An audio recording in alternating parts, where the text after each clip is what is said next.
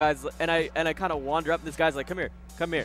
I'm like, hey, I'm with Turney Locator. He's like, shut up, Neptune. Here's your stuff. Wow. And then pulls me in. And wow. Yeah. Because I had a very different experience. I walked in and they said, the gym is over there, sir. Yeah. I said, can we not? Can we not? Can we not? Cause I mean, you see me with this. You see the look. You got the Game of Thrones rock. Absolutely. You know No, what I'm saying? props. Like, Straight up props. First thing I noticed when I saw you. Appreciate you. No, dude. Absolutely. You watch this man. This man knows how to dress too. He's got a good No, tank. I don't know about you that. see him at IABs in the back in the player cam. Yeah, you'll see. No, it. you'll see. Dancing, that's all you see. Just dancing and stuff. Oh my goodness. Yeah, if you tune into IAB on Thursdays, you may find me dancing. Make sure you do that.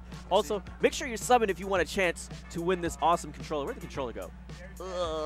Whatever. I'll get it later. I'll show it off in a bit. Is that black and silver one or no? No. It's this one that's decked out that looks like LTC3-ish. It's really let's cool. Go. We'll show it. We'll show it in a minute. Back in the day, Oracle used to make controllers. But Did I don't he? know. Yeah. Well, you take care of some business, see when it comes to like the triggers and stuff. Right. Yeah. Absolutely. I have to play without triggers. Absolutely. Yo, if you guys are tuning in, which do you prefer? With the springs in your triggers or not? Because that's a very, very, very big debate. And a lot of the Melee players say that's a modification, you know? Or do you go halfsies? Do you go one in, one out? I do know a couple people who do that, which is really strange. Yeah, because I mean, some people are like, they still play Melee, so they want to have like still have the light shield and stuff. Exactly. But, you know, let's see what we can get into this next one though. We're gonna have another match for y'all between BirdyBirds and POS Ripple. Now, do you know what POS stands for? I actually don't. I don't either. I'm not hugely familiar with is that a crew? Or I don't know. He's representing from Chicago though. Right. So shout outs to Webb. Shout outs to the rest of the crew. Love you guys. Miss you guys.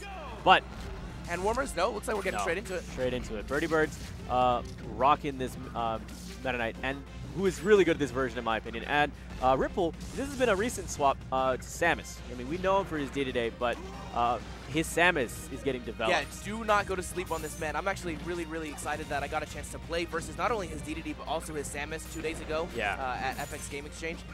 Man, his Samus just walled me out. And the fact that he has 2 platforms right now is not going to be advantageous to BirdyBirds. Oh, absolutely, because you can still do those ledge canceled when it comes to ledge canceled missiles and just flood the stage. Now, granted, you have, if you're Meta Knight, your goal right now is to get up and close as possible and use that incredible dash speed and use that down throw, which is so good because it causes tumble, which is one of the most ridiculous things you can do combined with the two together for tech chases galore. Absolutely. Now, the problem with getting up close is that right there. Oh, the shield grab, you're going to have to be perfect with your pressure, and if you don't put him into shield, he's just immediately going to crouch cancel down smash, which has a very, very interesting knockback angle. You'll see it. If he's facing forward, it's going to shoot you back the other way. Woo! Now, nice job to Ripple getting that kill. That's I was very surprised actually when I played Ripple. That down throw, I believe, has literally no knockback. You can be at 140%. You'll see it. That's weird. Watch out for that. And yeah, it just has no knockback. There's very little knockback growth. Ooh, good stuff. Punishment on the dimensional cape. And right now you're seeing Ripple in ice form right now. It's different than what your standard form of Samus is. Can you tell me maybe a little bit more details about that? Yeah, absolutely. So if you're playing Samus and you are in, oh, that's a bad SD. Fortunately, he has a Stalker 2 to spare, so we're not spending too much. But yeah, the fire versus the ice. Ice is, I guess, in the simplest means, the kill version, the kill form. Sure. Nice read by Ripple right there. Things have more knockback. Exactly. There's a lot more knockback. You'll get killed from the forward air. You'll get killed from the up smash. But if you're in the fire form, there's a whole lot more multi-hit moves. Yes. The forward air is multi-hit. The up smash is multi-hit. And nice job to Ripple right there getting that. So the best way to think of it is that when Samus is in fire mode, build those percentages. When you're in ice mode, you're finishing those stocks. Absolutely. But right now, BirdyBirds, he's had a rough game so far. He's SD'd early. He's had some difficulties kind of getting the tempo established. He's only taken a stock here. I want to see what he's going to do now. I want to see him change it up. And he's doing a great job now using some of the new tools that Meta Knight has in this version, between that down tilt and just being really smart about that nair. Wow. Great read with that down B. Now, don't discredit Ripple as well, because just as BirdyBirds SD'd, so did Ripple. Yeah. You know? Now, we could talk about the percents and what percent they did that at, but let's just look at it 1v1. You know, they both SD'd once. And if anything, you want to make sure you bear in mind the download, the information you're trying to gather right now. If anything, if you don't believe that you're going to win this game, that's fine. You can have that strategy. What you need to do is you need to also put people into different situations where you see how they react and understand their tendencies and try to get more of a download on the player that's sitting next to you. Absolutely. So that when you get into that next match, maybe you're going to have a better insight and make better decisions. And you don't have to play from behind. Nice job by BirdyBirds. Oh, wow. My God. Dog, this man is crazy. I can't even handle it. My if you have God. no Samus experience, you don't want to play Ripple on your first gen.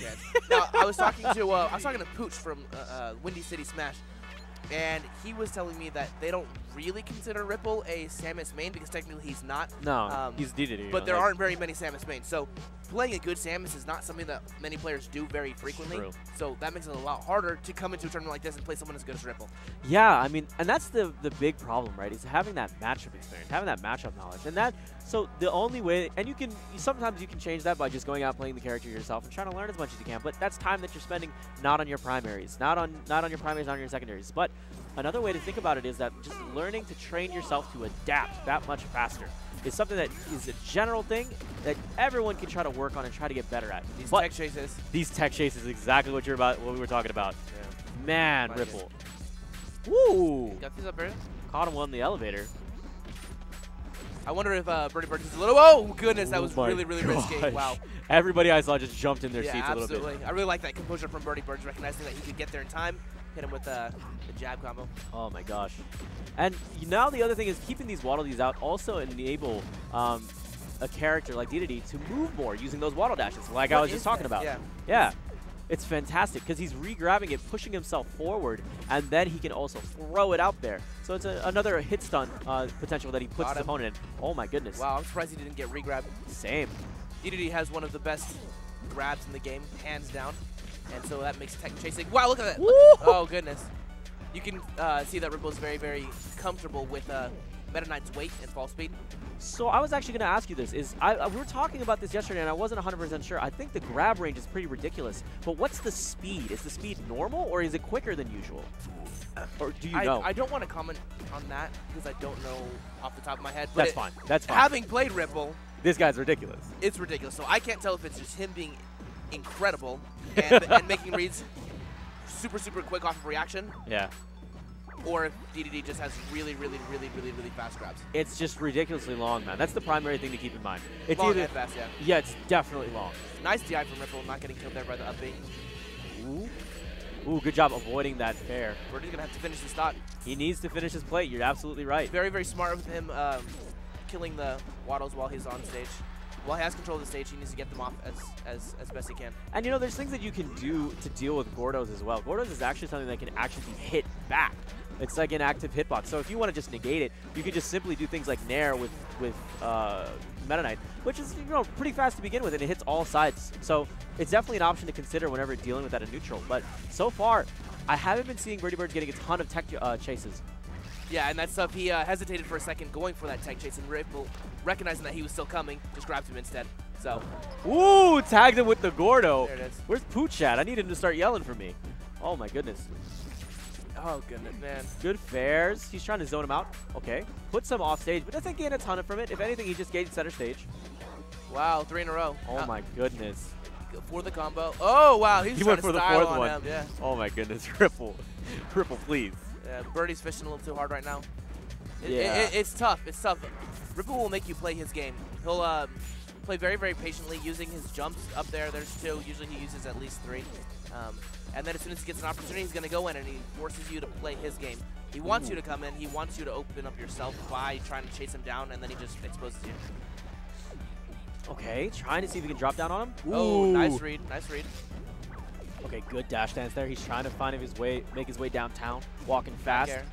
Faces past, and it's Ripple's game. Yeah, absolutely. Oh I would love to see how much time Ripple spends in the air versus on stage when you check the stats at the end of the game. Like, I want to just pause the tournament, go scroll down and see how much time he spent in the air versus how much time he spent on the ground. No, very solid, controlled gameplay from Ripple. Yeah. It didn't even look like he was struggling for a second there, you know? No, it dictates the pace so well. I mean, he definitely played his game and played from ahead.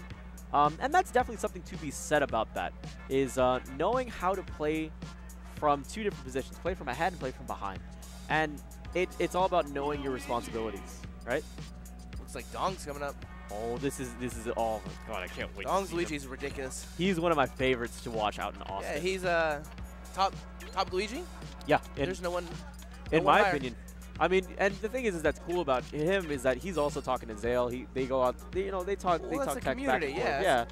And the thing that's cool about it is that's different than a lot of other fighting games too out there. Right. So thinking, for instance, if I think of an example, it's like East Coast, right? Okay. If I think of East Coast, they're actually notorious for holding tech away from each other in Street Fighter. Interesting.